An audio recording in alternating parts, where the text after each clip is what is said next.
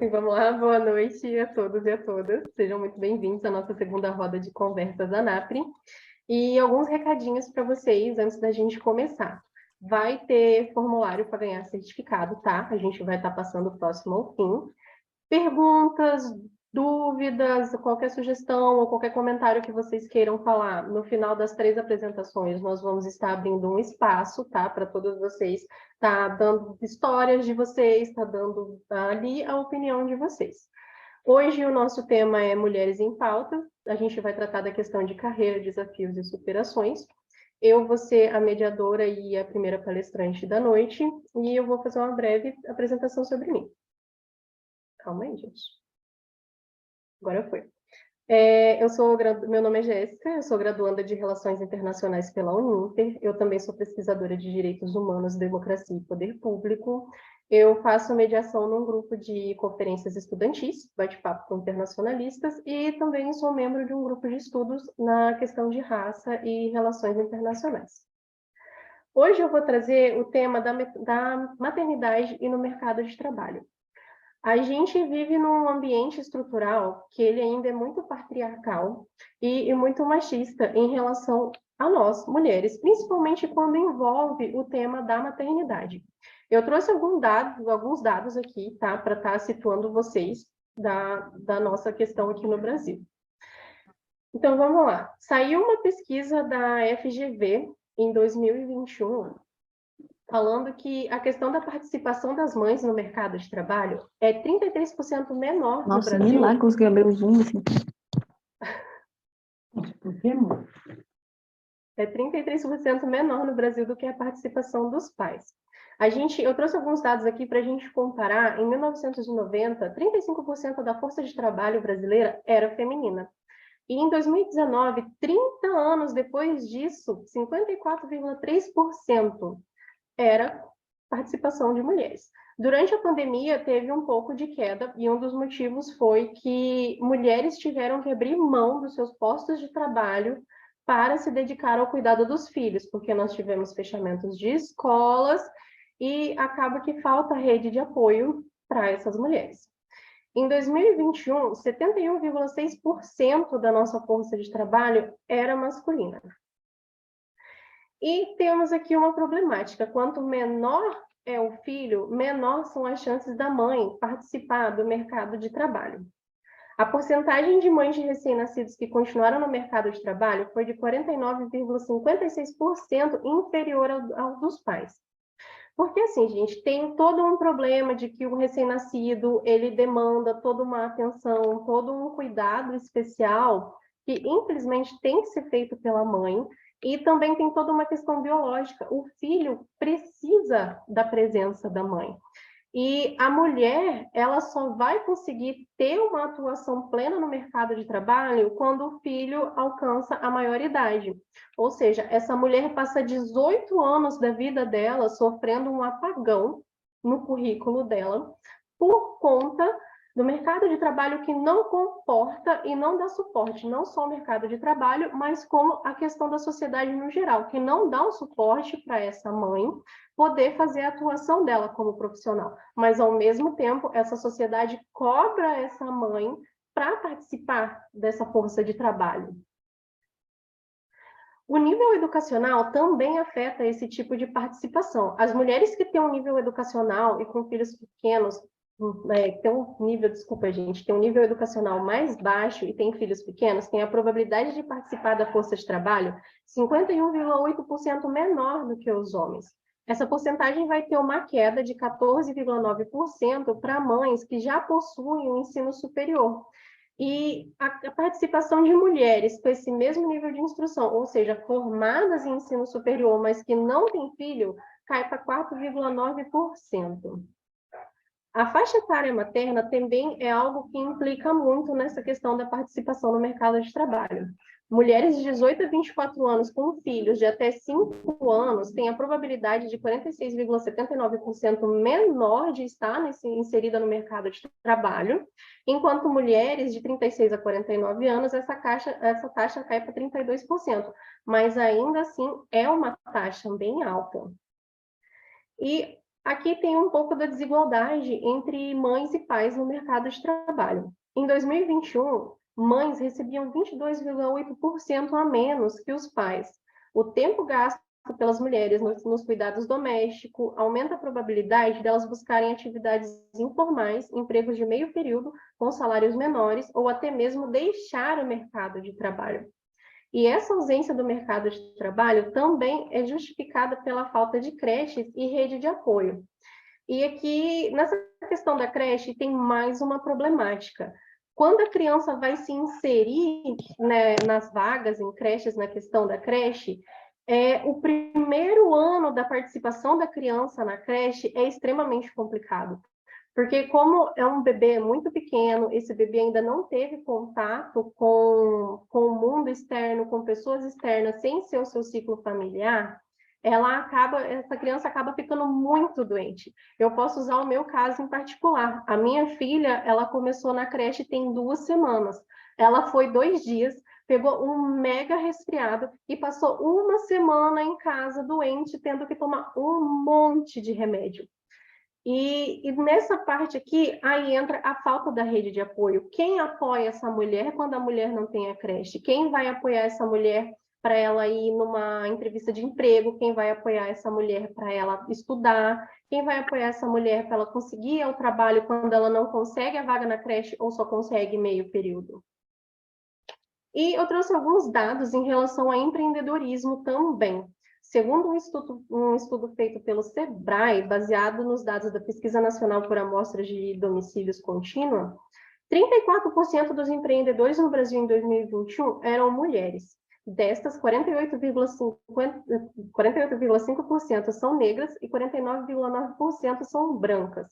49% das mulheres são chefes de domicílio e 68% tinham pelo menos o ensino médio. Se a gente comparar essa proporção entre os homens, era de 54%.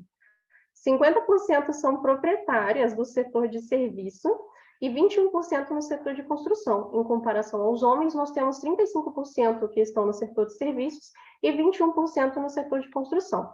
Esse setor de serviços, gente, pode ser na área de beleza, com salão de beleza, daí surgiu bastante nesses últimos anos a questão das transistas, pode ser mulheres que têm MEI para poder oferecerem serviços de faxina e coisas do tipo.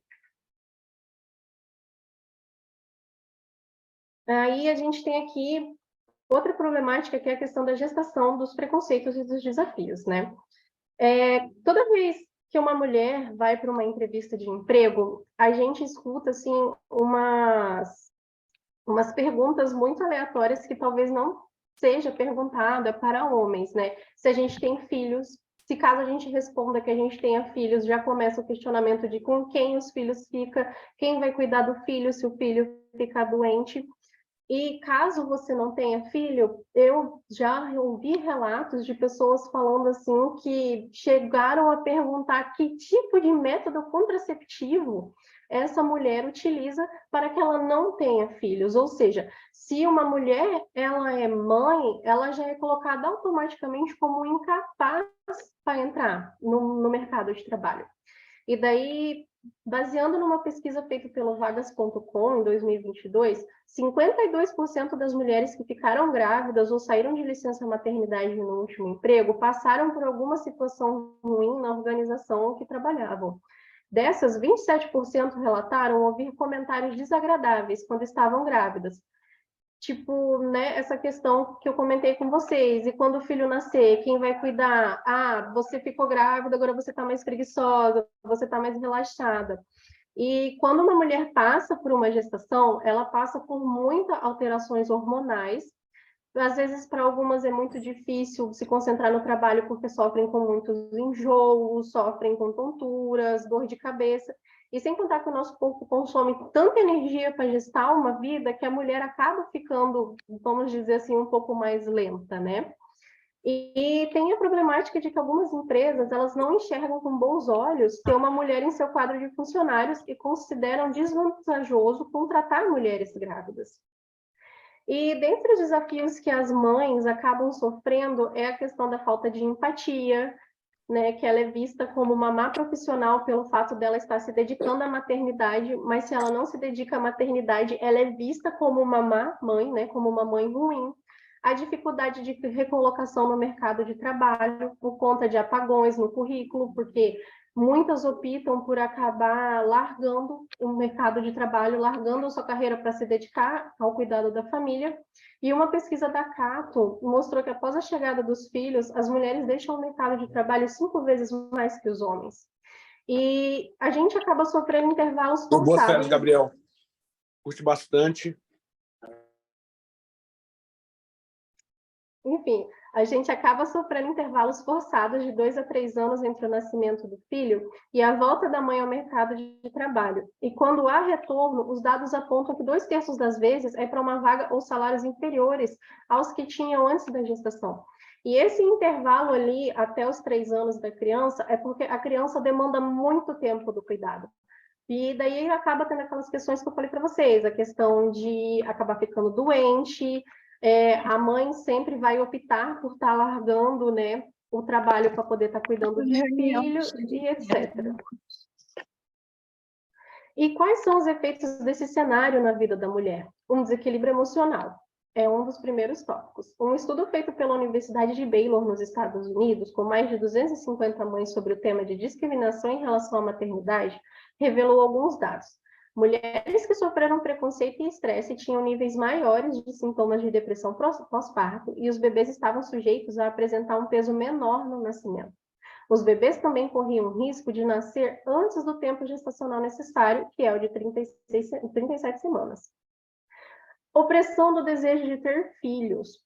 De acordo com esse estudo do Vagas.com, 70% das mulheres disseram que não pretendem ter filhos nos próximos anos. Destas, 43% afirmaram que a decisão é devido à dificuldade de conseguir um emprego ou se manter estável no mercado quando se engravida. A gente escuta muito o pessoal falando assim, eu só vou ter um filho depois que eu estiver formada e com a minha carreira em dia, né? Quando eu tiver com a minha carreira formada, estabilizada, ter uma vida estabilizada. Inclusive, acho que teve alguém no nosso grupo geral que acabou comentando sobre isso esses dias, né? Que só pretende ter filho depois que já tiver com tudo pronto. Mas mesmo assim, a gente ainda corre o risco de ser desligada da nossa carreira de anos por conta de termos nos tornados mãe. E daí nós temos a insegurança profissional. As mulheres, após se tornarem mães, sentem a discriminação por parte dos seus empregadores e por parte da sociedade também. E também devido às várias questões hormonais e psicológicas, elas passam a se desacreditar como profissional.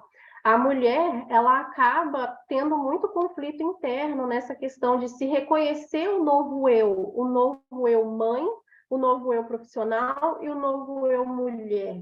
E muitas vezes todas essas pressões que a gente recebe, a gente sempre vai pensar, não somos boas o suficiente para isso. Sempre vai ter aquele sentimento de culpabilização da mãe. Nós temos algumas leis aqui no Brasil, né, que tem a garantia da estabilidade da gestante. Tem-se a lei presente no artigo 391 da CLT, que garante à mulher estabilidade no emprego assim que é descoberto a gravidez e até 5 meses após o nascimento do bebê. Essa estabilidade também conta para as que se encontram em experiência ou em contrato de trabalho temporário. Caso a gestante venha a ser demitida, a organização ela vai receber uma notificação para a readmissão da mesma e, caso não seja possível, deve ser paga uma indenização à mulher, de tal forma que mantenha o seu direito à licença maternidade e direitos trabalhistas. Aí, eu trouxe alguns dados comparativos para a gente da questão da licença parental e o subsídio do Estado no Brasil e em alguns países. No Brasil, a nossa licença maternidade ela é de 4 meses e ela pode chegar a 6 meses caso a empresa participe de um programa chamado Empresa Cidadã. Durante esse período de licença, a mulher recebe o salário maternidade, que é um benefício previdenciário igual à renda da trabalhadora ou de até um salário mínimo para desempregadas, caso tenha qualidade de segurado e tenha contribuído no INSS.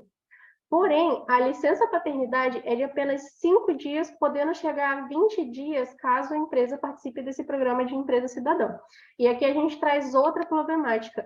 A própria sociedade já impõe que o pai não precisa ter uma participação ativa na criação dos filhos. Porque, gente, pelo menos 3 meses deveria ser o tempo que o pai deveria ficar em casa para ajudar a mãe, porque os primeiros 3 meses são os 3 meses de adaptação mais difícil para a mulher. É onde ocorre a maior incidência de depressão pós-parto, é onde ela está passando pelo período do puerpério, é onde tem toda essa questão hormonal e desestabilização psicológica é mais forte. Então, é o momento em que ela mais precisa de apoio, principalmente do apoio do parceiro. Nos Estados Unidos, eles são uma das nações mais ricas do mundo, mas lá eles têm um problema. É o único país que não oferece um programa nacional de licença parental remunerada. Hoje, apenas 21% dos trabalhadores americanos têm acesso à licença familiar remunerada por meio dos seus empregadores.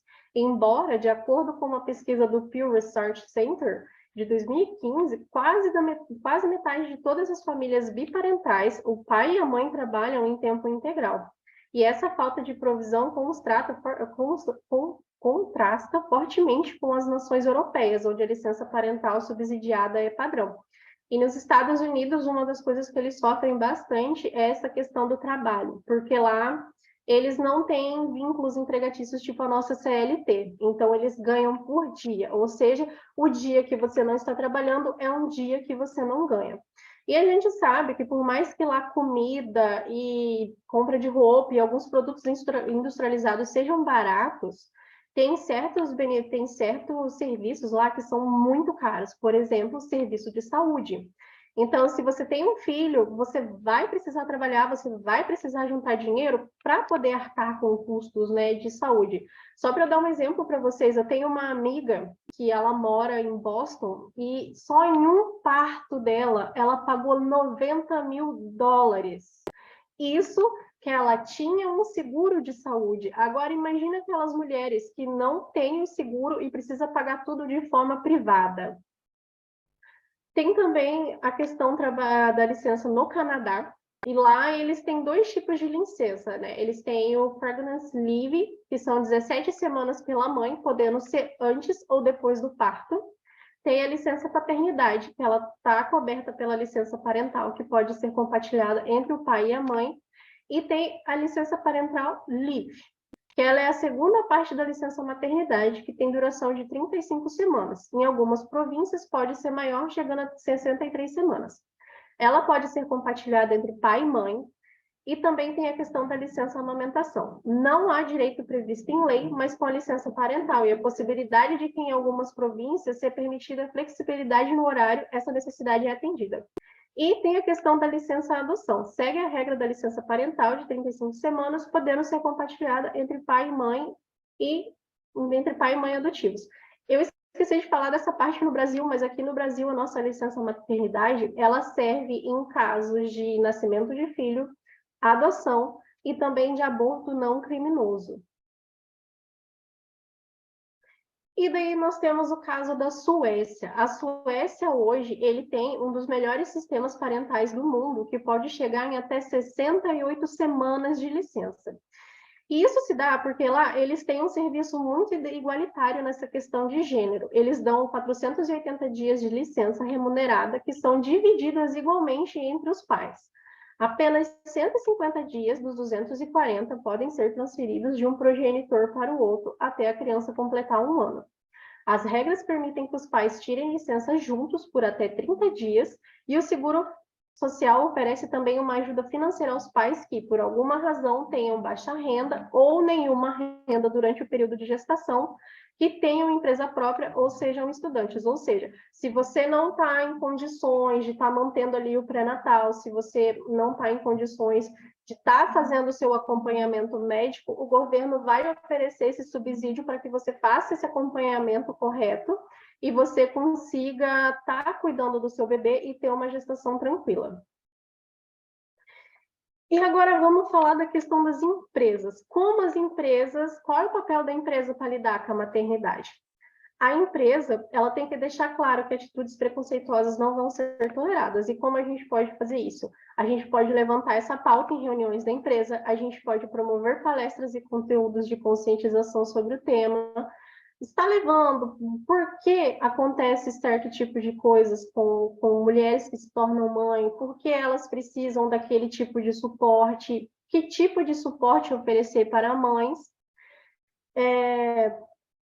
comunicar direitos, conscientização em relação aos benefícios trabalhistas e as expectativas antes e depois da licença maternidade.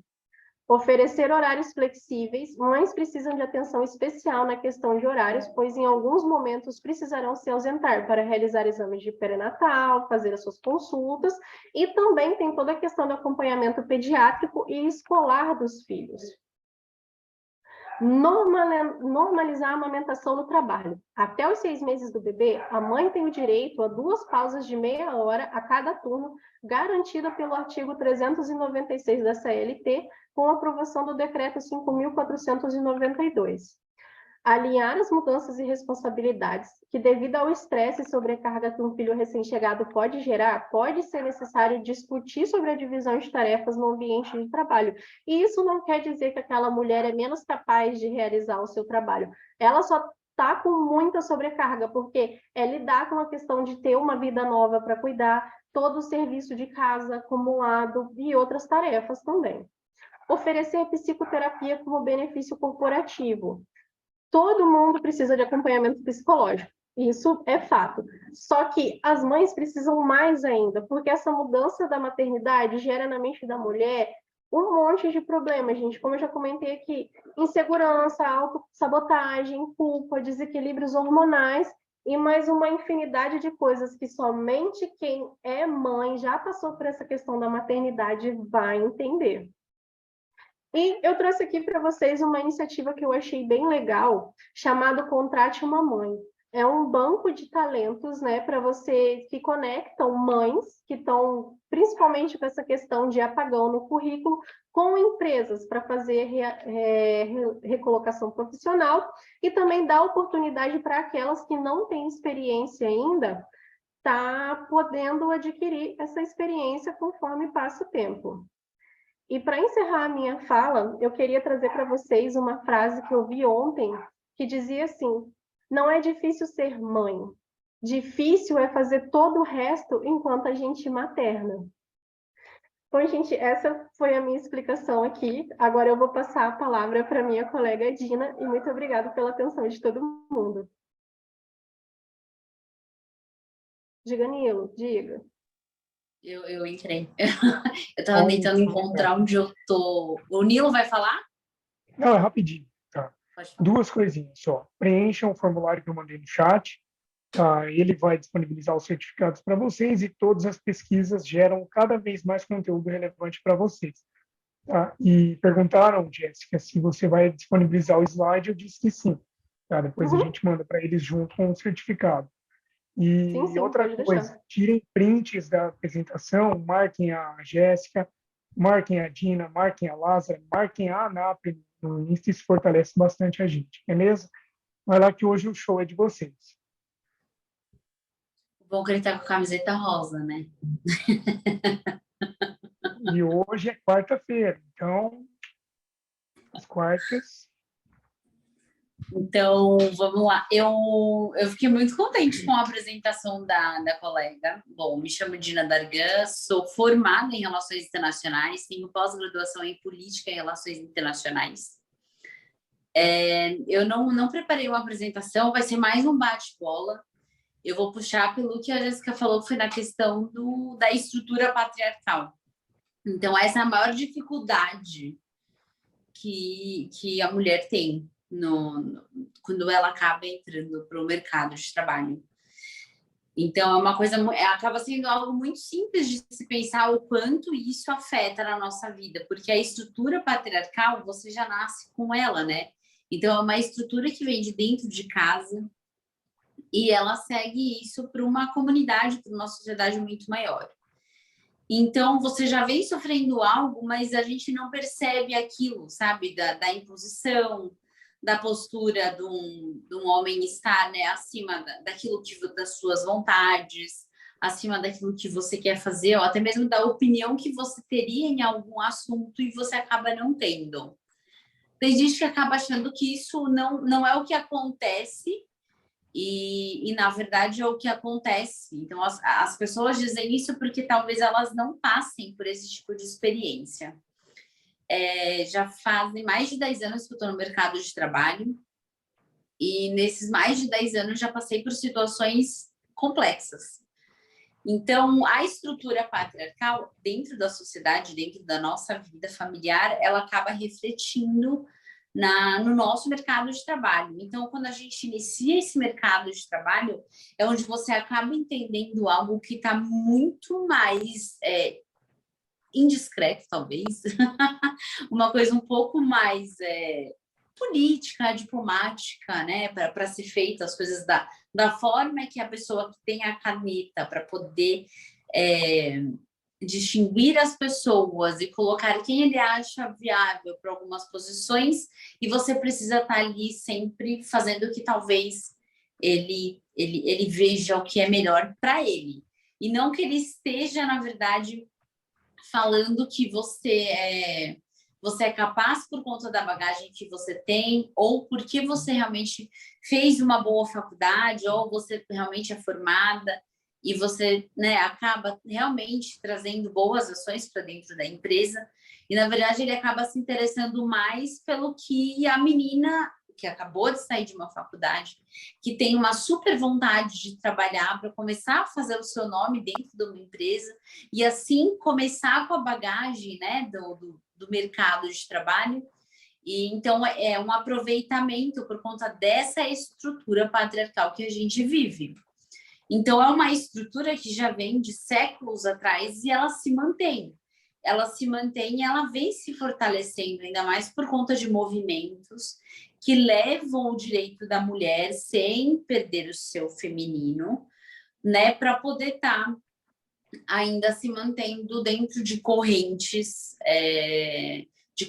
machistas desse sistema, para que você não tenha que colocar ou sobrepor em cima dessas pessoas. Então, já conversei com muitas mulheres que estão dentro do mercado de trabalho, e muitas delas já receberam, sim, ofertas que elas gostariam muito, né, de estar dentro de uma cadeira de diretoria, mas elas deveriam que dar algo em troca para quem estava oferecendo, né? E o algo em troca é um limite que você impõe, é isso que a gente sempre precisa ter em mente, principalmente como mulher, quando a gente está na faculdade, e aí você tem, gente, ainda é obrigatório fazer o estágio, né? Deve ser. E aí você tem não é mais? O Nilo falou, gente, eu acho que é. A Elaine está falando que não. Mas para quem é obrigatório, o importante é você lembrar que você precisa impor um limite. Um limite até onde você pode ir nas coisas. E entender que a partir daquele seu limite, quando você diz que sim, você pode ultrapassar aquilo que você nunca quis, e você nunca pensou na sua vida, e você impôs como um limite para você, aquilo vai acontecer repentinamente. Pessoas têm um preço. Eu tive um professor que me disse uma vez na faculdade, a gente estava discutindo, eu falei, não é todo mundo que tem um preço, né? A gente não pode impor valores nas pessoas.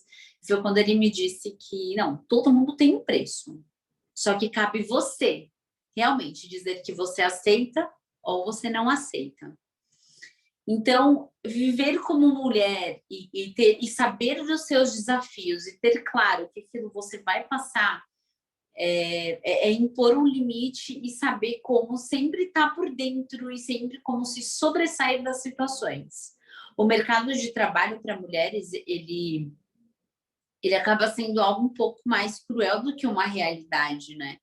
Então, você acaba passando por diversos tipos de violência, né? Desde uma violência psicológica, que você passa até uma violência de ser, né, sexual. É importante dizer isso porque as pessoas acabam dizendo que não, isso não existe. E é claro que hoje em dia muitas empresas têm a preferência por mulheres, né? Por entender que mulheres são um pouco mais organizadas, né? Tem um serviço um pouco diferente do que os homens. É claro que isso vai de característica da pessoa. Mas a gente ainda nós continuamos sofrendo muito com essa estrutura patriarcal. Então, enquanto essa estrutura patriarcal continuar forte, com uma linhagem lógica de vida, que a mulher precisa estar sempre sendo a submissa do homem, o caminho acaba sendo sempre mais difícil. Então, os desafios que eu acabei encontrando e que eu ainda encontro hoje de você tentar uma reunião para você apresentar aquele seu serviço e a pessoa acaba querendo não somente uma reunião, entende? Mas acaba te levando para uma reunião um pouco mais descontraída. Então, é por isso que eu falei da questão do limite, né? E aí você cria um limite, você sabe quando que você interrompe. Então, mulheres acabam sendo agressivas na visão dessa estrutura, porque ela impõe esse limite, né? Mas na nossa visão, na verdade, ela só está colocando aquilo que ela realmente é e não aceita o que é para a vida dela. O mercado de trabalho em si, ele é muito amplo, sabe? E não são mulheres somente das relações internacionais que passam por essa dificuldade num sistema patriarcal, né? São todos os setores sem exceção. Nós sabemos de história de mulheres que é nítido, né? Que mostram na televisão políticas que são violentadas, assim, na cara larga. Nós temos papel de mulheres que são médicas e homens que não aceitam ser tratadas por médicos porque dizem que elas são menos que eles, entre outras questões. Então, o meu maior conselho hoje aqui é você saber impor o seu limite, sabe? É você saber a hora de dizer o seu não e como dizer esse não. Às vezes é muito difícil, mas precisa ser dito, sabe? Ele precisa parar. E essa definição da estrutura patriarcal, somos nós quem devemos quebrá-lo, porque somos nós também quem colocamos essa estrutura como base para uma sociedade. Então, ele não é bem dessa forma, sabe? Então, existem dois lados numa corda, não tem só um lado só. Bom, é isso. Eu queria mais bater uma bola com vocês e apresentar um pouco dessa estrutura mesmo, né? De que forma ela funciona, de que forma ela atrela na nossa vida no geral. Então, agora eu passo para minha colega, para a Lázara, para ela poder falar um pouco mais com vocês. Obrigada.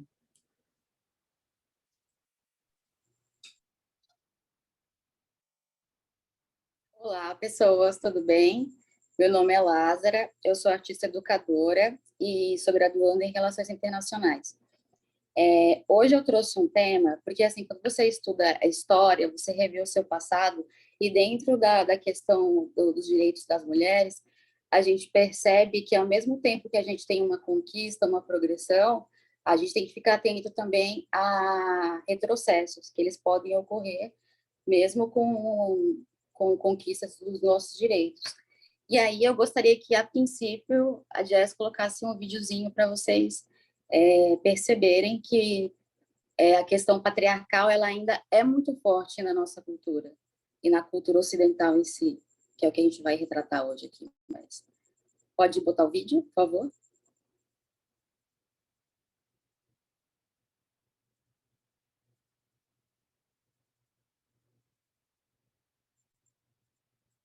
Conseguem ver? Sim. Sim, Não sei se as mulheres desempenhariam com proveito a diplomacia, onde tantos atributos de discrição e de capacidade são exigidos, e se a requerente está aparelhada para disputar um lugar nesta Secretaria de Estado. Melhor seria, certamente, para o seu prestígio, que continuassem a direção do lar. Tais são os desenganos da vida pública, mas não há como recusar a sua aspiração, desde que disso careçam e fiquem provadas suas aptidões.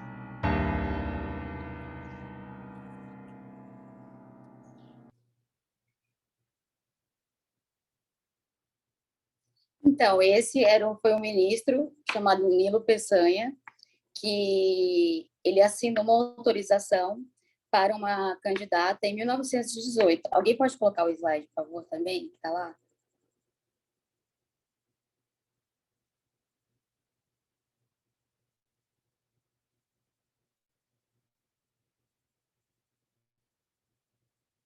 Então, eu trouxe o tema hoje da história das mulheres na diplomacia brasileira, porque através desse momento que a gente retorna ao passado, a gente vai conseguir pensar em como não conseguir ou deixar ou simplesmente lutar para não haver mais retrocessos. Pode passar, por favor, Nil. Essa é a Maria José de Castro Rebelo. Em 1918, ela foi a primeira mulher diplomata e a primeira funcionária pública concursada do Brasil. Então, quer dizer, hoje já temos 100 anos da história das mulheres na diplomacia brasileira. Pode passar, Nilo. Aqui, quando ela começou a trabalhar no Ministério das Relações Exteriores, e ela se casou com um coleguinha diplomata. E aqui está uma foto dela com todo o corpo diplomático, e vocês percebem que só tem uma mulher, certo? Nessa época, que ela foi a primeira. Pode passar, Nilo. Após o ingresso da Maria Rebelo, criou-se um precedente jurídico e abriu outras portas do Itamaraty para a candidatura e ingresso de mais de 18 mulheres nessa época, entre 1919 e 1938. Esse passo ele ocorreu tanto pela via do concurso, quanto por transferência de outros órgãos. Só que aí, conforme a gente foi passando o tempo, em 1931 a gente teve uma reforma de outro ministro, que foi o Melo Franco. Nessa reforma, ele restringiu a atuação das mulheres apenas ao corpo consular, como se o corpo consular ele fosse menos importante do que a carreira diplomática, que era considerada de maior prestígio e dignidade que a consular. Os pós-consulares, que até hoje acontece isso, às vezes, por sua vez, operavam em condições de maior isolamento e menor conforto. E até hoje, esses postos são controlados, exercidos por mais mulheres mesmo, dentro da diplomacia brasileira. Aí, em 1938, tem a reforma do outro ministro das Relações Exteriores, que é o Oswaldo Aranha. Nessa reforma, ele unifica as duas carreiras, que é o corpo diplomático e consular, tornando uma só, e proíbe o ingresso de mulheres na instituição. Aí, em 1938, começa o apagão. Pode passar, por favor, na história das mulheres na diplomacia. Tanto que sai no jornal e fica por isso mesmo. No entanto, a Berta Lutz, ela mandou uma carta para a época para o Getúlio Vargas, fazendo uma reclamação mesmo, formalizando essa reclamação de que não poderia fazer esse retrocesso, porque o contexto de 30 é quando estava surgindo o sufrágio das mulheres. Então, assim, estava uma política de retrocesso mesmo, de que as mulheres não poderiam exercer cargo na diplomacia brasileira. Pode passar, por favor. Você pode clicar para poder ficar mais, para mostrar só a tela do slide, por favor? Uma apresentação?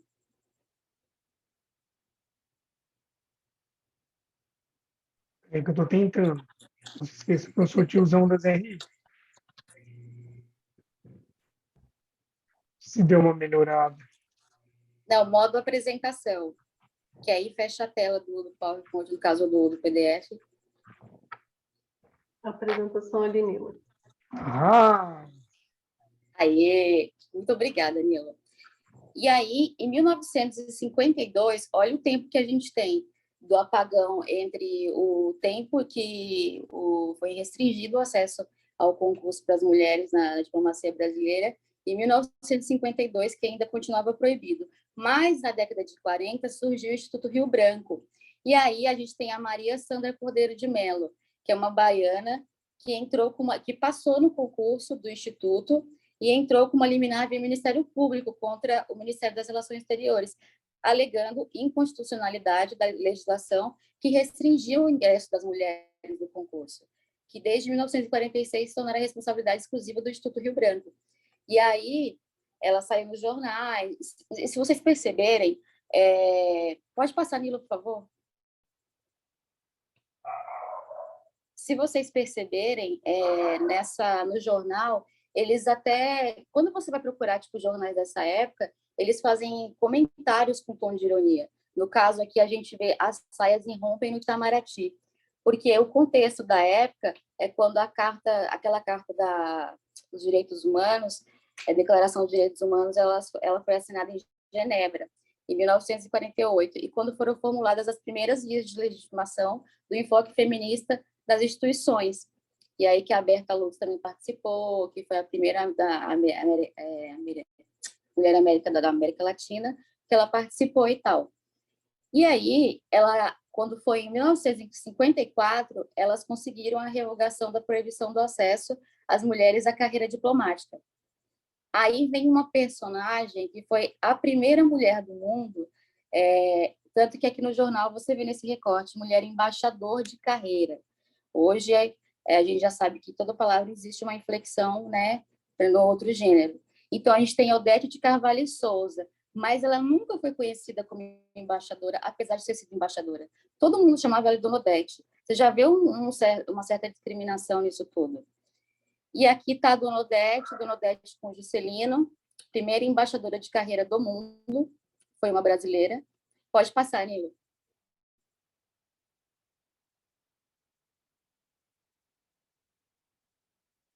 Ela recebendo, né,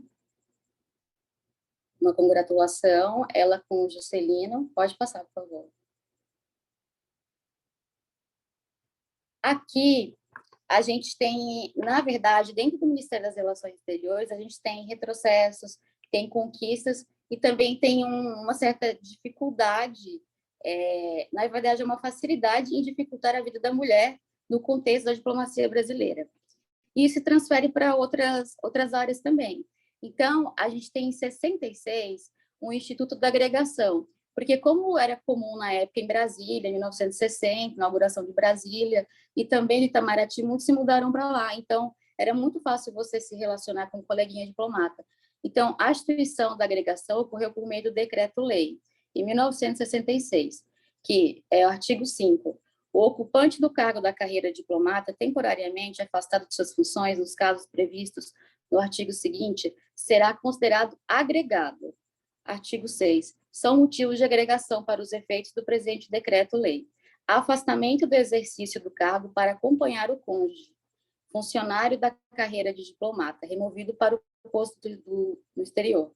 Quer dizer, se você é mulher e o seu marido ele é homem, se vocês forem removidos, ele, no entanto, for removido para um posto no exterior, automaticamente vocês não podem trabalhar no mesmo posto. Então, o que acontece?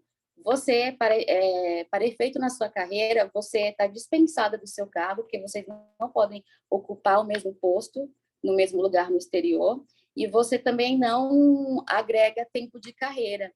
Então, geralmente, o que acontecia era a mulher diplomata, ela deixava de exercer a função dela para ser só uma acompanhante, o cônjuge, na carreira do marido, sendo que os dois têm a mesma formação, a mesma função, mas por conta desse decreto dentro do Ministério das Relações Exteriores, então a gente já teve uma dificuldade maior na progressão da carreira das mulheres nesta área. E aí, até meados dos anos 80, o Itamaraty impunha que, no caso, se o casal de diplomatas houvesse a remoção dos dois, tipo, a transferência para o exterior, uma das partes deveria agregar. Então, geralmente, é a mulher que ia sem o direito à remuneração. E aí, é como também se não contasse tempo de serviço. E pode passar, Nilo. Aqui, a gente tem a primeira mulher negra na diplomacia brasileira, Mônica de Menezes Campos. A Mônica, ela tentou fazer uma vez a prova e não conseguiu, mas ela fazia direito na época. E aí, a Mônica foi aprovada, tentou por uma segunda vez, e ficou na 26ª colocação, dentro de um total de 52 candidatos. Isso em 1978. Iniciou a sua formação em 1979, concluindo no ano seguinte. Em 2 de setembro de 80, foi nomeada a terceira secretária da carreira de diplomata, tornando-se aos 22 anos de idade a primeira diplomata negra do Brasil. Muitas vezes a gente vê as pessoas, não tem. Tem até uma diplomata atual, não lembro o nome dela, que até falaram que ela era a primeira negra. Ela falou, não sou eu, é a Mônica. E a Mônica, ela foi trabalhar na Suíça. Pode passar, Nilo, por favor. E aí, como a gente estava na década de 70 já, a gente estava numa ditadura militar. Então, existe a questão também do mito da democracia racial. E o Ministério das Relações Exteriores, junto com a ditadura militar, pensaram nessa questão de mostrar um Brasil mais bonito, mais diverso e tal, sendo que a gente sabe que é um mito da democracia racial, que ele existe até hoje, e ele já era questionado na década de 60. E aqui está uma estampa sobre a Mônica, né, no jornal, uma negra no Itamaraty, tipo, fazendo uma propaganda. Será o fim do preconceito? E isso na década de 70. Pode passar, Nilo, por favor.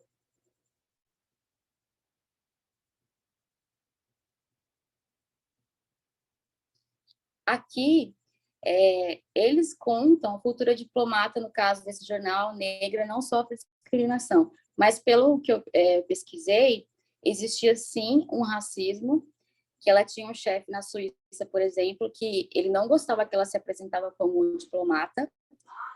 Só um minuto, gente.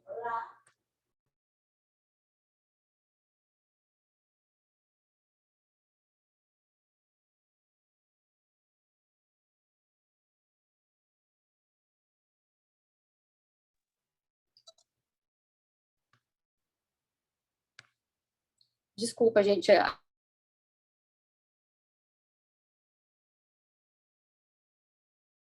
A interrupção. Vou voltar lá.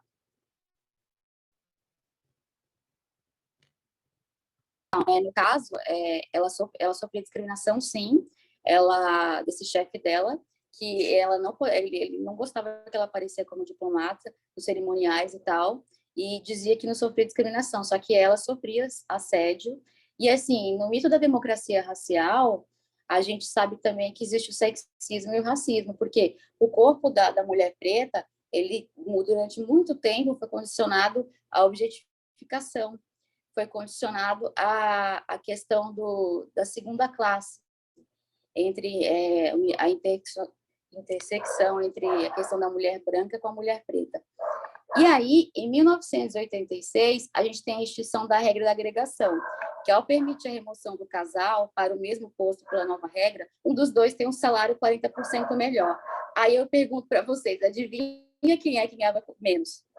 A regra não determinava gênero, mas sempre cabia a mulher receber menos, nesse caso, para o marido ter, tipo, né, conseguir sua carreira, receber mais e conseguir brilhar, e ela ganhando menos com a mesma função.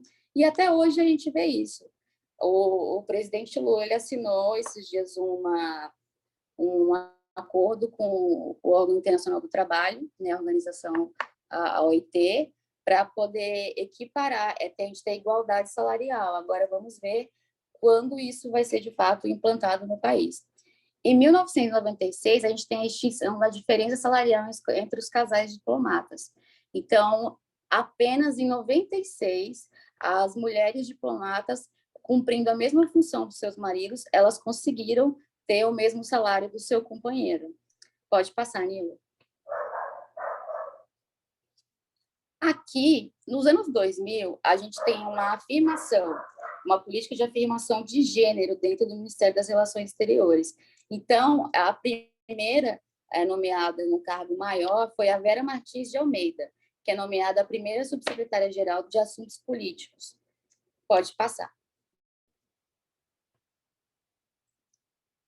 Aqui, em 2005, a gente tem a Maria de Nazaré Farane Azevedo, que ela foi nomeada a primeira mulher chefe de gabinete do Ministério de Estado das Relações Exteriores.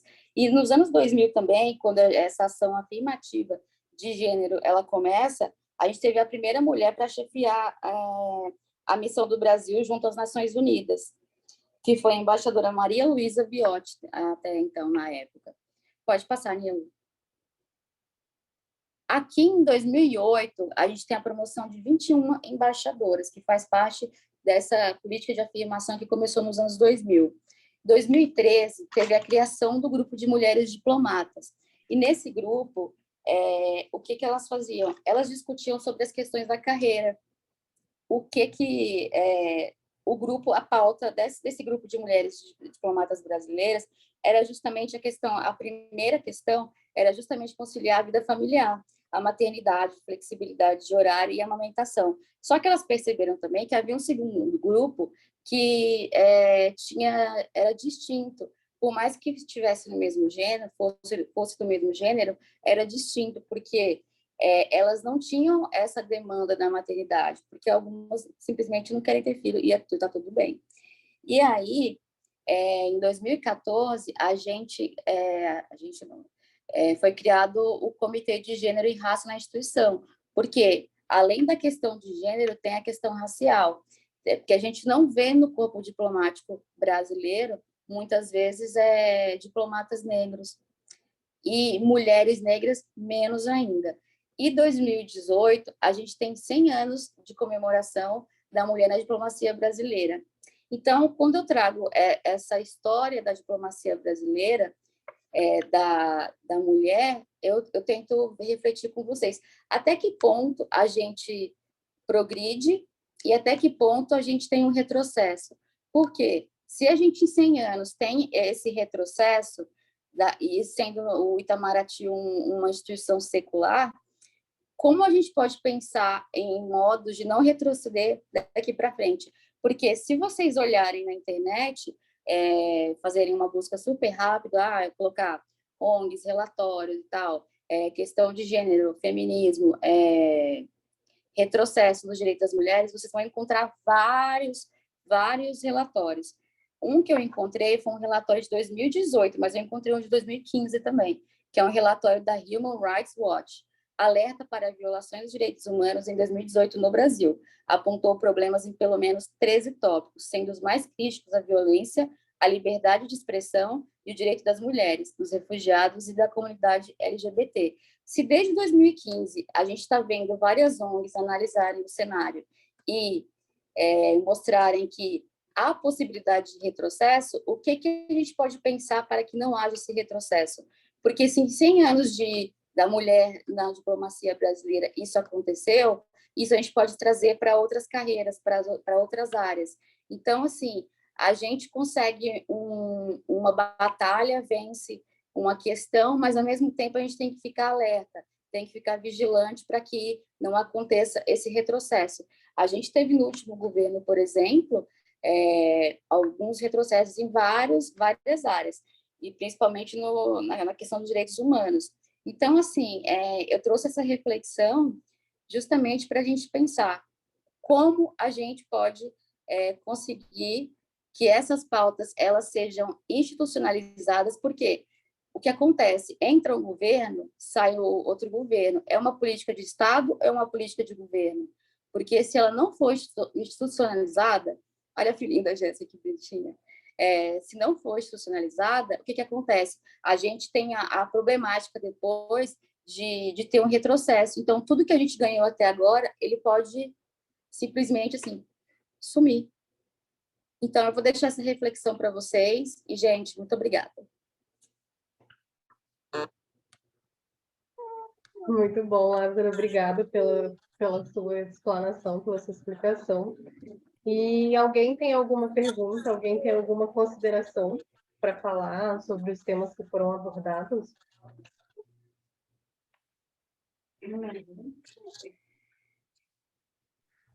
Bom, deixa eu fazer uma consideração rapidinho.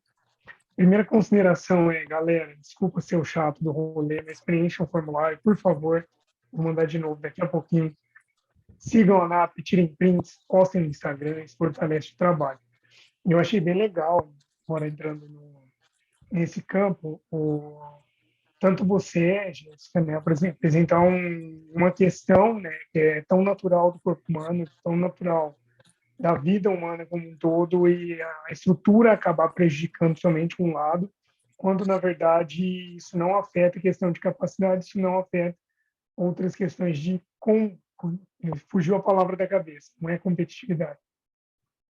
Enfim, acho que vocês entenderam de capacidade, quando, na verdade, por si só, a própria mulher, a própria mãe, nesse sentido, ela agrega uma série de outras habilidades de resiliência que talvez nós homens não tenhamos, né, por ter que lidar ali com uma série de questões e ainda lidar com uma sociedade que a julga por tudo isso. Eu achei bem interessante também o que a Dina comentou, nesse sentido de saber dizer o não e saber impor os seus limites. Na hora de me lembrou muito uma cena que eu presenciei, era uma cena de um lugar que eu trabalhei, um projeto que eu desenvolvia juntamente com uma equipe em que 90% era composto de mulheres, e tinha eu como homem ali, e um dos gestores também era homem, né? E eu lembro que em um determinado momento os gestores comentaram sobre uma coisa de praxe, né? Assim, que não, na prática aquilo não se aplicava, e uma das partes ali do processo que estava no dia a dia, ela disse que aquilo não funcionava e que tinha que ser assim, assim, assado. Eu lembro que ele invalidou completamente o discurso dela, dizendo: Nossa, como tá brava, parece uma onça. Aí todo mundo deu risada. E aquilo foi, basicamente, ele desarmou o argumento dela para fazer aquilo que ele queria fazer, afinal de contas, e no final das contas, não deu certo. E aí teve que fazer do jeito dela depois, sendo que evitamos aí uma série de gastos de recursos caso tivéssemos ouvido a voz da experiência desde o momento. Então, achei bem interessante, né, essa sua reflexão, que, em geral, mulheres que se posicionam são vistas como duras, como agressivas, né, quando, na verdade, elas só estão buscando um respeito que já deveria ser dado desde o primeiro momento. Existem algumas políticas, né, implementando aí o que a própria Jéssica comentou, algumas políticas, principalmente no meio das startups, das empresas mais tecnológicas e inovadoras, trazendo conceitos de público 50% masculino e 50% feminino como obrigatório. Isso não só para o corpo total da empresa, né, porque a gente sabe que, por mais que tenha 50% do público de mulheres ali trabalhando, nem sempre elas vão estar em cargo de gerência, então, de realmente estarem em cargo de gerência também. Então, 50% do número de heads, diretores, 50% do número de gestoras e gestores, enfim. E tudo isso eu acho que são avanços muito legais. E já que a Lázara comentou essa reflexão, né, já puxou, vou parar de falar, prometo, tá? Hoje é dia de vocês. Puxou essa reflexão do que nós podemos fazer, né? Eu acho muito interessante isso, até pelo pragmatismo da ANAP, e o que poderia ser feito nesse sentido, não só de institucionalização, mas também da micropolítica, de como que a gente coloca isso no nosso dia a dia. Quais os passos deveriam ser dados, né, para que isso tivesse ali o caminho para a sua resolução, né? Isso tanto em âmbito individual, quanto em âmbito coletivo, no micro, nas cidades, nos estados, consequentemente nos países. E aí agora eu passo a palavra para vocês, eu vou deixar a Carol falar também, e para a gente formular. Oi, consegue me ouvir? Boa noite. Boa noite, Carol. Primeiro, eu vou me apresentar e depois eu vou falar diversos pontos. Bem, eu estou aqui no Acre, acredito que 2 horas a menos que vocês, 2 horas atrás, né? Eu já sou formada em RI, me formei lá na Universidade Federal, e a experiência... Dá para me Da ouvir? onde?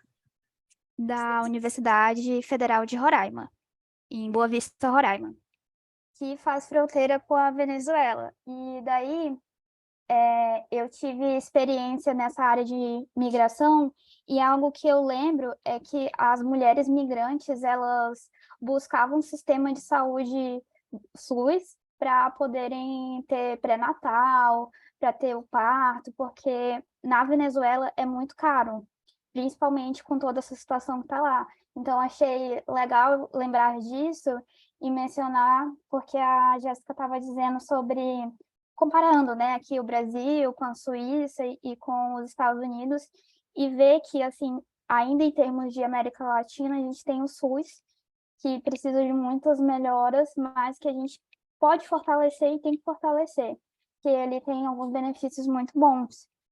E daí, eu queria falar também da minha experiência de trabalho.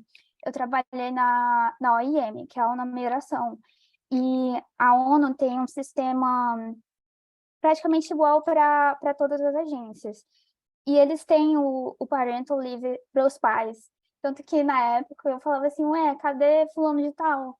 Ah, ele tá há 3 meses de licença paternidade. E eu achava isso, assim, incrível. A ONU ter esse cuidado, né? Não que o trabalho no sistema ONU seja perfeito, mas tem o parental leave tanto para o pai quanto para a mãe, e também a carga horária, ela é reduzida para as mães.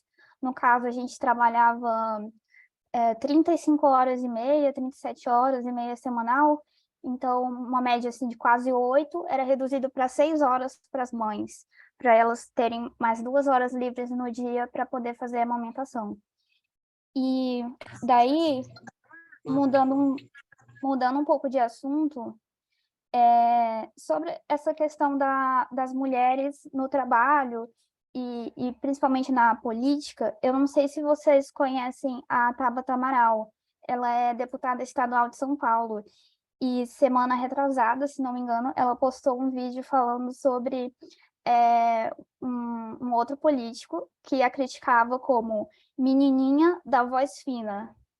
E eu acho que muitas vezes nós mulheres somos colocadas nesse lugar de menininha, de uma pessoa assim menos do que um cara, e mesmo estando num papel político, tendo sido votada e eleita, somos categorizadas assim.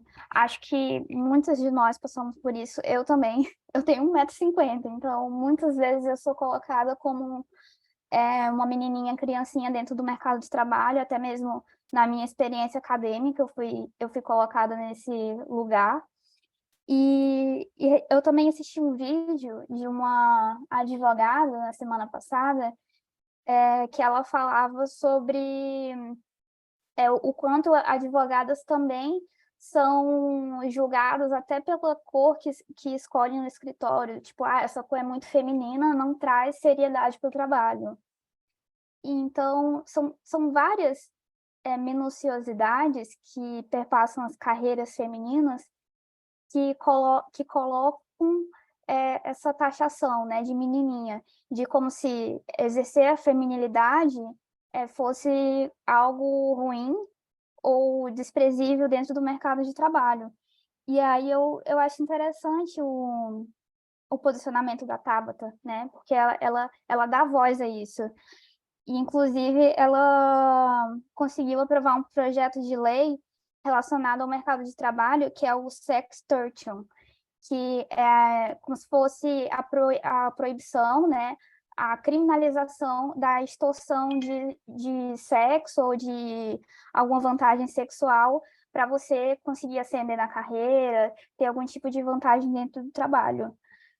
E aí, respondendo à pergunta da Lázara de como não retroceder, as únicas coisas que me vêm à mente ter mais mulheres na política. Infelizmente, isso não é um plano de governo, não, de Estado, seria algo mais da gente estar sempre votando, né, 4 anos votando para deputados, votando para vereadoras, mas é o poder que a gente tem, né?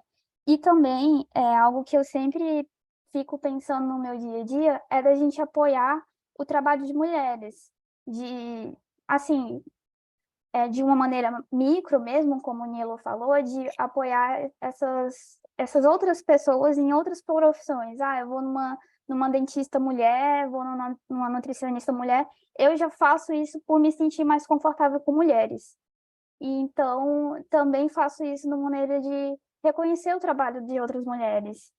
E é isso, falei demais. E muito obrigada pela palavra. Imagina, Carol, a gente que agradece, né, todo esse conhecimento que você trouxe, né, para a gente, para elucidar. E você falou da questão da política. Acho que nós temos um caso bem famoso, né, a ex-primeira-ministra da Nova Zelândia, a Jacinta Ardern. Ela teve um filho durante a pandemia. E daí, no começo do ano, ela renunciou, dizendo que ela não tinha, né, mais combustível, ela não tinha mais saúde psicológica para lidar com a situação.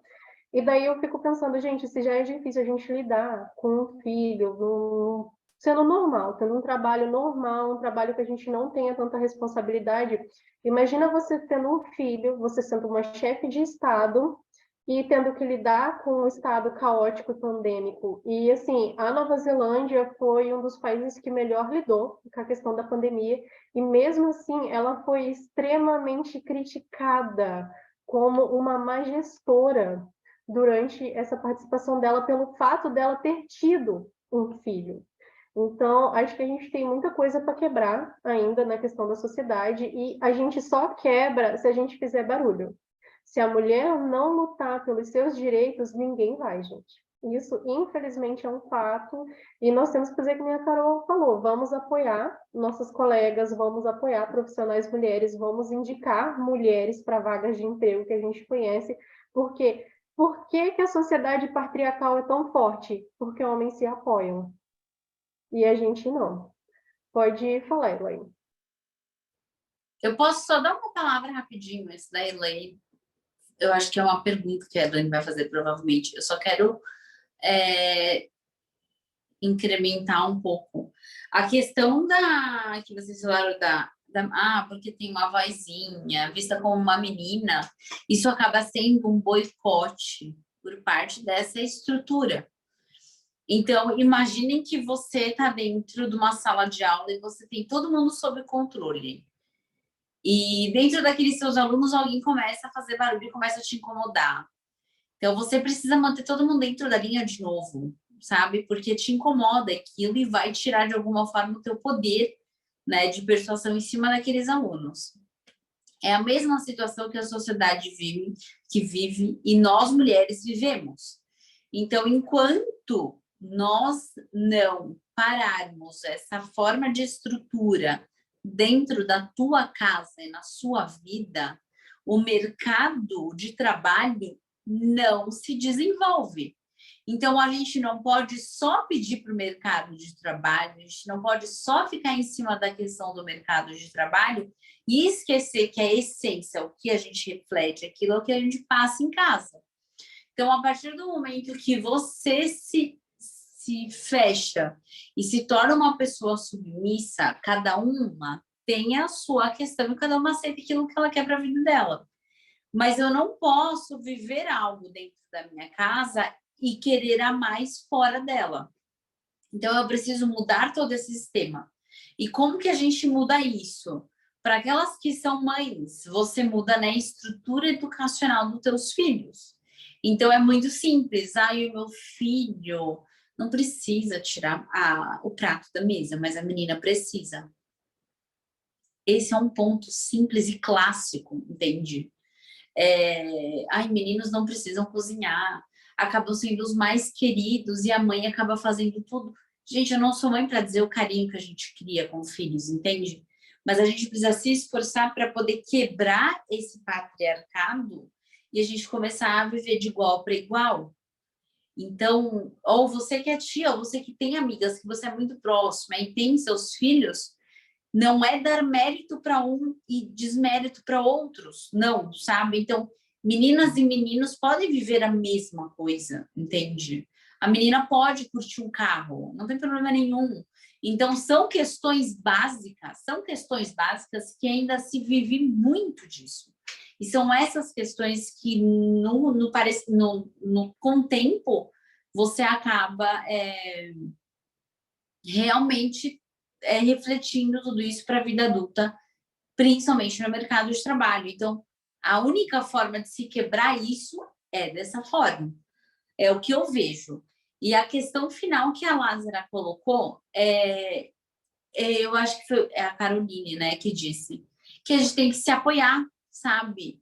Aí entra aquela... Gente, eu falo muito, tá? Me desculpa. Aquela questão de uma acabar tendo... Entende que a estrutura patriarcal volta porque você acaba tendo inveja de uma da outra. Porque essa estrutura patriarcal te coloca numa posição de menos que a outra. Então, não é para você se aprimorar porque você tem que ser estudada, tem que... Não. É a questão do tipo... deixa ela ali, que você quer com ela, fica curtindo as coisas dela, gosta do que ela faz, o que ela faz de diferente. entende? Tem um amigo meu que fala muito melhor, vai lá que eu te mostro, sabe? Então, são pequenos gestos que fazem farão essa mudança total. Eu acho que é isso. Agora eu mando para Elaine. Inclusive, rapidinho, Elaine, perdoa. A Dina, pessoal, é uma das mulheres empresárias que estavam ali na estatística que a Jéssica trouxe. E para vocês apoiarem ela, ela vai colocar aqui no chat o Instagram da empresa dela. Beleza? Bom, boa noite, gente. Então, foi levantado durante a conversa o ponto da mulher ser deslegitimada em questões e em posicionamentos durante reuniões, eventos, sejam lá qual for a natureza.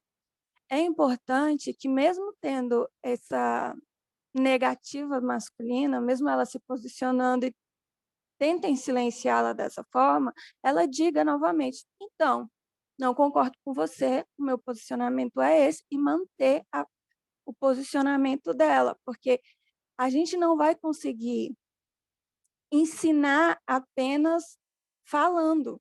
Precisamos de atitudes, e o posicionamento do dia a dia é fundamental. Esse posicionamento em reuniões, em palestras, em eventos, em rodas de conversa de amigos, é necessário. Você se sentiu, com licença aos homens, se você é uma mulher e se sentiu ofendida, diga, no momento, aconteceu? Então, fulano, eu não concordo com você e o seu posicionamento me incomodou. E me incomodou por causa disso, disso e disso. E não permitir que ele tire a legitimidade do seu argumento. Porque assim como ele tem capacidade cognitiva suficiente para poder ter um argumento plausível, você também tem. E é necessário essa atitude diária e esse exercício. Era só isso, só para complementar, porque eu acredito que seja necessário. Tem muita mulher ainda que se sente intimidada nessas situações e não sabe como reagir. E até mulheres que não se sentem intimidadas, no momento se sentem constrangidas, mas mesmo constrangida é necessária uma atitude, gente. Se não for sua, amigas que estejam próximas, amigos também, mas de preferência mais mulheres falando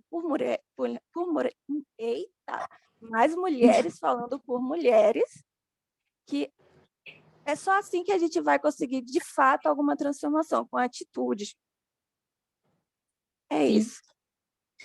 Eu posso só dar um exemplo eu passei uma situação dessas rápido, eu não vou prolongar muito, eu sei que vocês estão já meio cansados. É engraçado que eu trabalhei num escritório que eram relações governamentais. E eu sou descendente de libaneses. Então, o meu árabe com os outros árabes é diferente, porque existe um único árabe para todo mundo, mas para cada região a gente tem um dialeto. E no meu primeiro dia de trabalho, meu primeiro dia de trabalho, de verdade, eu estava sentada na minha mesa e aí o cara que estava tendo realmente uma reunião muito séria, ele saiu da sala no meio da reunião, se aproximou, simplesmente jogando o celular na minha cara, tipo, na minha cara, assim, e dizendo: coloca o seu número de telefone. E aí eu olhei, tipo, o que eu tenho que fazer agora, sabe? Porque você tá... É como se ele tivesse te colocado na parede e você não tem saída naquele momento. E o teu primeiro dia de trabalho, e você fala: meu, se eu dar uma de louca aqui, eu acho que o pessoal vai mandar embora. É a primeira coisa que você imagina. E aí eu dei uma de louca e falei: você tá querendo a senha do Wi-Fi? Eu posso te passar. Não, eu tô pedindo o número do seu telefone. Eu falei: é a senha do Wi-Fi. E com isso eu ia aumentando meu tom de voz. Eu era a única mulher que trabalhava no escritório. E quanto mais o meu tom de voz aumentava, mais o tom de voz dele aumentava, sabe? E aí apareceu o chefe do escritório dizendo: o que está acontecendo? Eu falei: então, ele está pedindo meu número de telefone. E aí o interessante foi que naquela hora, naquele momento, eu fiquei com muito medo do tipo, dele talvez virar para mim e dizer: tudo bem, né? Qual o problema? passa o número de telefone, passa o número errado, podia ter passado o número errado? Podia, mas é aquela questão do limite, sabe? E aí ele virou para mim assim e falou, você tá pedindo o número de telefone de uma moça que trabalha aqui no meu escritório? E aí o moço foi retirado e suspenso para não ter mais essas reuniões governamentais. Quer dizer, o cara acabou perdendo um negócio. Então, naquele momento, eu me senti como uma pessoa, por um segundo, assim, salva, sabe? Tipo, ai, meu Deus, que bom, né? E aí você começa a se comunicar com pessoas que trabalham nesse mesmo setor e são situações piores que é passado, né? São situações de pessoas que passam por coisas de realmente serem colocadas na parede, sabe? Não ter a saída para fazer nada. E ainda assim são acusadas de estarem... a palavra me fugiu. De estarem atiçando, talvez, a outra pessoa. E aí a culpa é da vestimenta, a culpa é porque você é bonita, a culpa é porque você é mulher, a culpa é porque você tem um cabelo muito bonito, entende? Então são desculpas que você ouve e aí você fala, cara, em que mundo que essas pessoas estão vivendo, entende? E em que mundo nós, mulheres, estamos nos permitindo viver, sabe? Então, como eu estava naquele ambiente onde não tinha outras mulheres, eu comecei a entender que eu precisava criar aliados no outro sexo para que pudessem ir adiante dessas pessoas, entende? Porque eu não saberia, talvez, qual seria a próxima. E aí, o pior de tudo foi que depois de muitos anos... Gente, só mais uma experiência para vocês entenderem, eu prometo parar. Depois de muitos anos, um chefe de escritório foi uma mulher e aí entrou a questão dos ciúmes. Quer dizer, a mulher tinha a idade da minha mãe e aí, olha só a situação, por conta de uma foto que nós estávamos numa reunião, essa foto, segundo ela, viralizou, os empresários queriam me conhecer e eu simplesmente olhei para ela e falei assim, então, deixa eu te dizer uma coisa. Falei, ó, naquela porta para dentro, eu estou aqui para trabalhar. Eu não vim arranjar namorado, sabe? Então, assim, se te dizem alguma coisa, a única coisa que você vai dizer para eles é não me interessa saber e ela não quer saber também. Simples, é o ponto final que eu estou lhe dando total permissão para você dizer o mesmo para essas pessoas. Só que aquilo continuou, sabe? E aí chega uma hora que você fala que, olha, eu já estou no meu time. E aí eu entrei nessa porcentagem que as meninas foram apresentando. E eu abri a minha empresa. E não é fácil porque você encontra muito mais dificuldade, sabe? Na questão de acharem que é porque você agora abriu a tua empresa, então provavelmente você tem uma necessidade muito maior de fechar os seus contratos, então você vai aceitar qualquer tipo de sugestão, entende? Então, por isso que o limite é muito importante. É um limite com aquele espaço de segurança, sabe? É engraçado a gente entrar nessa questão e dizer essas coisas, porque a gente parece meio loucas dizendo, mas é a mais pura verdade. Você precisa de um espaço para fuga, né? Porque às vezes só a tua voz ali, ela não é o suficiente. Mas é isso, assim, eu espero que vocês tenham gostado muito. Desculpa ter falado bastante. Imagina, Dina, obrigada. Essa questão de assédio no trabalho, ela é muito séria, né? E ela é muito frequente com as mulheres. Eu trabalhei numa indústria uma vez e eu estava na minha experiência, era o meu primeiro mês de experiência e eu fui assediada fisicamente por um funcionário. E esse funcionário ele já tinha histórico de assediar outras funcionárias, mas todo mundo jogava aquele papo de ele é assim mesmo, ele só está brincando com você. E eu denunciei para a gestora, né? Era uma mulher, a gestora na época, e, gente, ela começou a me boicotar. Ela começou a falar que eu não deveria seguir adiante com essa denúncia, porque se eu estava lá é porque meu marido tinha me colocado lá, porque meu marido trabalhava lá também, só que eu passei pelo mesmo processo seletivo que o meu marido. eu fui contratada da mesma forma que o meu marido. E ela falava que eu ia acabar com a carreira do meu marido, que eu ia sujar a imagem do meu marido, que era para desistir disso. E eu fui sofrendo um boicote tão grande ao longo do tempo que eu trabalhei lá, que, assim, o cara era um péssimo funcionário, o cara fugia do horário de serviço para ir dormir, para ir ter relacionamentos com outras funcionárias dentro do local de trabalho, e todo mundo falou para mim, você tem que pensar na família dele. Mas, gente, o próprio cidadão não pensa na família dele. E eu comecei a ser acusada de perseguição. Eu estava perseguindo ele injustamente por causa de uma história que eu inventei quando eu entrei para trabalhar lá. Então, assim, a gente nunca vai ser credibilizada se a gente não correr atrás. Acabou que no final eu fui tão perseguida pelo pessoal lá dentro que eu tive um burnout, tive que fazer um pampeiro para conseguir pedir a conta, porque como eu era uma funcionária que batia muita meta, eles não queriam me deixar me demitir, mas eles também não queriam me remover para outro setor para eu parar de passar pelaquela situação constrangedora. Pode falar, Carol. Queria falar que quando, assim que eu estava na faculdade e comecei a trabalhar, um apelido surgiu, que era Carolzinha. Eu era chamada no diminutivo na faculdade e no trabalho. E aí teve uma situação assim no trabalho que tinha outra Caroline, né? Tinha outra Carol e ela saiu, foi para outro emprego. E aí eu estava na sala com dois colegas, um deles meu superior, inclusive. E desculpa, estava recebendo uma ligação. E falaram assim: agora a gente não tem mais a Carol, só tem a Carolzinha. E essa foi a oportunidade assim que eu usei para me impor e falei: já que não tem outra Carol, né, vocês poderiam começar a me chamar pelo meu nome. Aí um deles perguntou assim: e como que você quer ser chamada? Pode me chamar de Caroline ou Carol. Porque por mais de um ano foi isso, eu só era chamada de Carolzinha. Então, essa coisa assim de diminuir através de nome, apelido, etc., é algo assim que acho que deve acontecer bastante. Oi.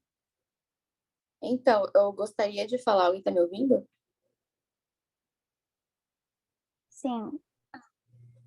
Então, eu te interrompi? Não, pode Lázaro, falar. pode falar, a palavra é toda sua. Gente, obrigada. Deu uma caída aí no meio da fala do Nilo. Então, quando eu cheguei aqui no Mato Grosso, eu trabalhei em duas... Ai, não consigo ligar minha câmera, menina. Interrompido. Então, quando eu cheguei aqui no Mato Grosso, eu fui trabalhar numa empresa uma transportadora de valores de segurança privada. Então, o que acontece? A gente também trabalhei um tempo no futebol. Assim, quando a gente entra nesses lugares, onde majoritariamente é masculino, a gente já sente uma pressão vindo de todos os lados. Então, assim, na minha primeira oportunidade aqui, eu fui meio que boicotada, porque no fim, o meu chefe achou que eu queria o lugar dele, porque na cabeça dele eu achava que era mais inteligente que ele. E na verdade não era aquilo, o meu foco não era aquele.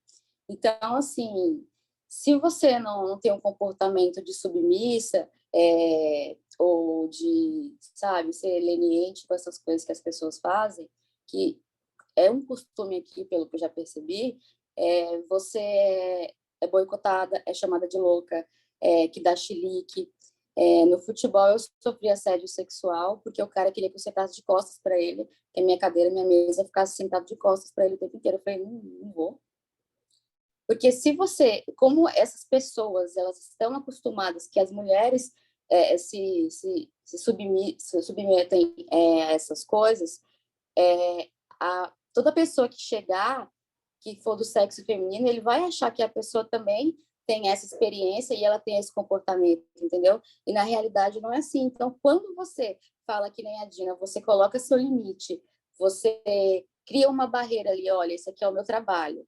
Eu já tive lugares que eu trabalhei que no meio da reunião eu tive que dizer que eu estava ali para trabalhar, não fazer amizades, que a amizade é consequência. Porque, assim, você se torna, às vezes, aos olhos dos outros, uma pessoa arrogante. Mas, na verdade, é como a Dina disse, você está criando uma barreira justamente para não ter que passar esse tipo de coisa que eu chamo de microviolência. Porque quando não é assédio, é microviolência. Essas brincadeirinhas que vocês citaram com nome, diminutivo, ou quando a pessoa está falando, aí o cara vai lá e interrompe para poder ensinar uma coisa que você fez. E a gente tem que nomear as coisas. Tem nome também, interrupting. Então, assim, a gente tem que nomear e falar sempre o que é aquilo que está acontecendo. Porque aí, quando você conscientiza as pessoas, principalmente seus aliados e as pessoas do próprio sexo, do próprio gênero, você está simplesmente montando eu vou falar assim, né, que a pessoa revolucionária, montando um arsenal para poder lidar com isso no dia a dia, porque é no dia a dia que isso está o tempo inteiro, sabe, te rodeando e você tendo que lidar fazendo malabarismo. Então, assim, é uma questão de conscientização, seja dos aliados e sejam das pessoas do mesmo sexo, do mesmo gênero, porque isso é uma coisa que acontece o tempo inteiro. Como eu trouxe a questão da história da mulher na diplomacia, então você vê que ao mesmo hoje, depois de 100 anos, a gente tem as mesmas questões. Então, assim, quando eu trago a reflexão, o que a gente pode fazer? Falaram, terem mais mulheres na política, mas o fato de ter uma mulher do sexo feminino ali na política não quer dizer que ela também será uma aliada, porque existem mulheres também que precisam ser conscientizadas, entende? Então, assim, quanto mais você ter aliado, você conscientizar, eu acho que educar, a palavra seria certa, a gente teria menos possibilidade de retrocesso ao longo dos próximos períodos futuros. Acho que é isso, gente.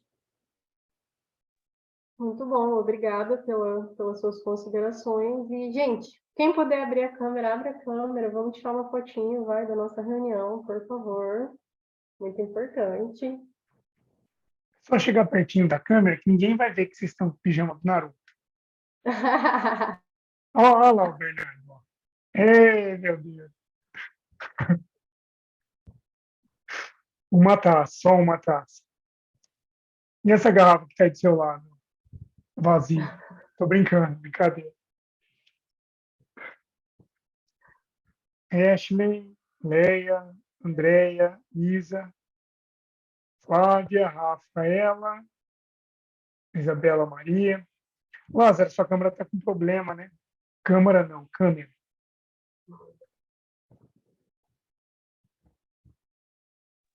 Espera aí que eu vou entrar, eu vou sair e vou entrar de novo. Tá, vamos lá, galera, rapidinho. Vamos esperar ela entrar, a gente tira essa foto e tá todo mundo liberado. Todo mundo tá liberado, para descansar, para digerir tudo que foi aprendido aqui hoje. Deixa eu falar só uma coisa para Carol, que falou sobre o diminutivo. Não vai dar tempo aqui, mas eu vou mandar lá no grupo, Carol. Tem uma bibliografia de um brasileiro, é em inglês, mas enfim, que ele fala sobre o uso dos diminutivos em estudos de masculinidade. Eu vou mandar lá no grupo, que fala exatamente dessa questão de você usar, principalmente nos femininos, os diminutivos para depreciar, e enfim. Eu agradeço, só que eu não tô nesse grupo. Como assim? Então, peraí que eu já vou mandar o link do grupo aqui, gente. Calma aí, deixa eu... Voltei. O André. WhatsApp? Isso. Ai, meu Deus. Deixa eu te falar, a gente vai tirar essa foto, André, e a gente te responde depois da foto, pode ser? Calma aí. Então, Nilo, manda bala na foto para a gente responder a Andréia. Calma aí, deixa eu pegar o nosso link aqui. Consegue ligar, André, a câmera, por favor? Flávia também. Isa Maria. Vamos lá, rapidinho. Aê!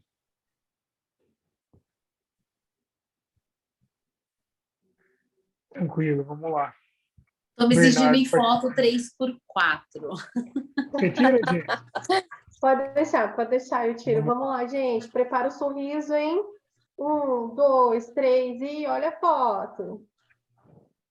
Perfeito, pessoal. Muito bom. Obrigada. Pessoal que não está no grupo, entra lá. A parte Tá? que eu tô dizendo, vocês quase que não viu, tá? Ai, Nilo, posso só te. Ó, eu vou ler para vocês a pergunta da bom. Andréia, tá? Ó, a Andréia perguntou assim, ó, eu queria saber como uma mulher mãe sem rede de apoio pode reinserir no mercado de trabalho. No início, não posso estar pagando uma babá. Tem empresas que aceitam a criança no local até que a mãe possa estar se organizando financeiramente. Eu não vejo esse apoio aqui na capital de Belo Horizonte. E é um desafio para mim, sendo mãe de uma criança de 5 anos. Eu vou dar a minha opinião, mas depois eu mando, acho, para a Jéssica, que é mãe, ela sabe mais que eu. Mas eu acredito que você precisa de uma rede de apoio. O que é a rede de apoio? Eu não sei se a sua família mora perto. Se a sua família mora perto, talvez alguém poder ficar olhando a tua filha. Eu estou te dizendo isso porque a gente faz muito com a minha irmã. E olha que a gente mora em São Paulo, então até eu chegar na casa dela, a gente é na Zona Leste, deveria ser perto. Não é perto, demora 1h30 para chegar por conta do trânsito. Mas a gente dá esse apoio, sabe? Até porque eu sou mais flexível em relação ao meu trabalho. Mas a gente sempre se disponibiliza para poder estar junto, sabe? Então, eu acho que a rede de apoio te ajuda muito nessa questão. Agora eu passo para a Jéssica. Assim, às vezes, né, não sei o caso dela, talvez ela não tenha nenhum familiar por perto, mas, se eu não me engano, existe uma legislação onde obriga a creche ou a escola a aceitar filhos de mulheres que trabalham, que não conseguem estar levando, né, recolocação para o trabalho. No caso, eu acredito que no caso já de 5 anos, como é uma educação básica, não exista, ou talvez não tenha acessível na rede pública, a parte de período integral. Então, assim, se você conseguisse pelo menos uma vaga na escola meio período, acho que uma das soluções seria tentar ver questão de um meio período de emprego ou flexibilização com a empresa, ou também tentar ver com algum vizinho, com alguma amiga que tenha disponibilidade para estar ficando com seu filho, com sua filha, pelo menos nessa parte do meio período. E existem, sim, empresas que têm essa política de deixar levar a criança para o ambiente de trabalho, só que tudo isso você tem que conversar na hora da sua contratação e da negociação do trabalho também. Mas alguém fez pergunta, gente, porque eu não consegui ver. Não consegui ver por aqui. Que ela pode fazer também, que ela falou que mora em Belo Horizonte, é procurar saber na própria prefeitura se lá tem, geralmente eles chamam aqui de CEMEI, né? Que é Centro Municipal de Educação Infantil. E aí, geralmente, as CEMEIs têm um horário mais compridinho, justamente para as mães que trabalham e precisam de mais tempo, né? Que a criança fique mais tempo na escola, porque o Estado, no caso, o Brasil mesmo, né? O Estado de Federação mudou a estrutura e agora o 6º ano, que é o que a gente tinha antigamente como prézinho, ele começa com 6 anos, né? Então, ela no caso, a menininha está quase entrando no ensino fundamental, anos iniciais, que é o que eles chamam. Então, ela tem possibilidade de colocar ela numa creche da prefeitura, e aí tem que ver essa possibilidade da CEMEI, né? Que é de 3 a 5 anos, para poder ver se ela pode ficar o dia inteiro ou não. Gente, eu vou falar. Essa questão que a Jéssica falou, ela é realmente necessária. Você procurar apoios dentro da questão da rede pública, né, em Belo Horizonte. Mas, assim, quando a Dina fala, eu cuido, a minha mãe cuida, eu tive essa questão, minha filha vai fazer 13 anos, quando eu precisei, a avó dela, paterna, cuidou dela, entendeu? Então, até que ponto também a gente cria uma rede de outras mulheres para poder suportar a vida de outras mulheres?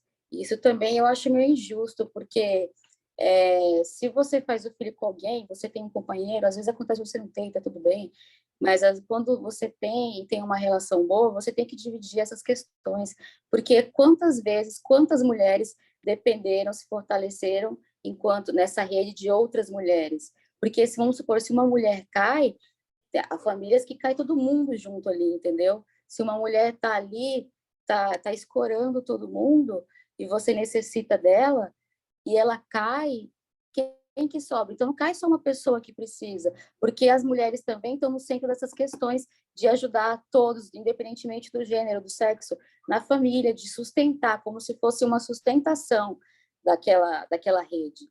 Então, até que ponto também a gente vai precisar de outras mulheres que demandam outras coisas para poder sustentar o que a gente precisa nessa questão é do filho, do cuidado e tal. Mas até que ponto isso também é viável para outras mulheres que queriam estar fazendo outras coisas, estão ali sustentando, geralmente ficam para mulheres mais velhas. Eu estava vendo esses dias uma geração de mulheres em que a mãe saía para trabalhar, a filha ficava a mãe e a avó saíam para trabalhar. A filha, a pequena, ficava com a bisavó. Então, o quanto disso tá enraizado na nossa estrutura também. Ah, tá, eu vou trabalhar, vai ficar com a minha mãe, vai ficar com a minha avó, mas essas mulheres também têm as demandas dela. Então, vai ser para sempre assim? Não, e Perfeito. isso é muito importante, porque é aquela coisa assim, num caso que tem o pai e a mãe, se a mãe leva o filho no hospital, por exemplo, ela não está fazendo mais do que obrigação.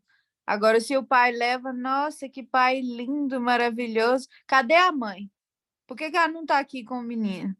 Então, isso é um absurdo, e é o que acontece, e está enraizado na sociedade um preconceito de base, que a responsabilidade sobre a educação do filho, sobre o cuidar da casa, sobre essa parte toda é só da mulher, e o homem, ele está lá só para entrar com a semente, né, e ficar lá, eu sou lindo, sou um bom pai porque eu fiz um filho na minha mulher e pronto, acabou. E não é assim que funciona, né?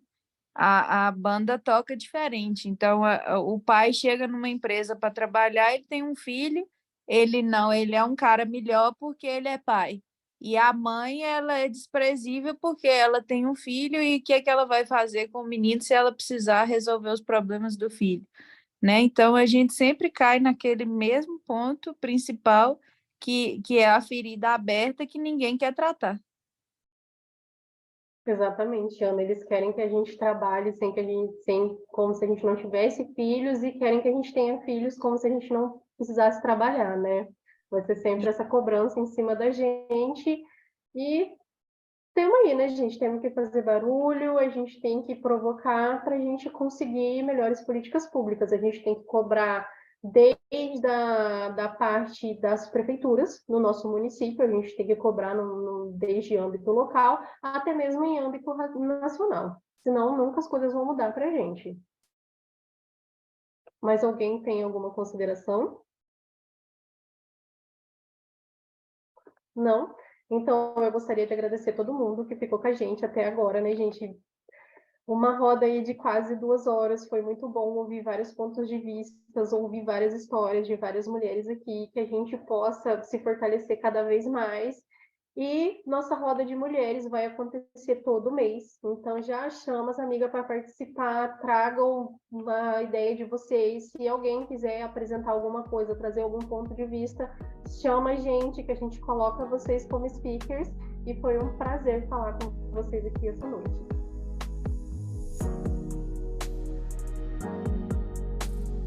Obrigado, pessoal.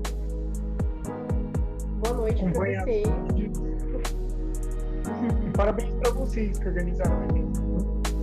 Obrigada, Lívia. Para Lázara, Dina, a Elaine aqui também, para você, Jéssica, para as mulheres lá do nosso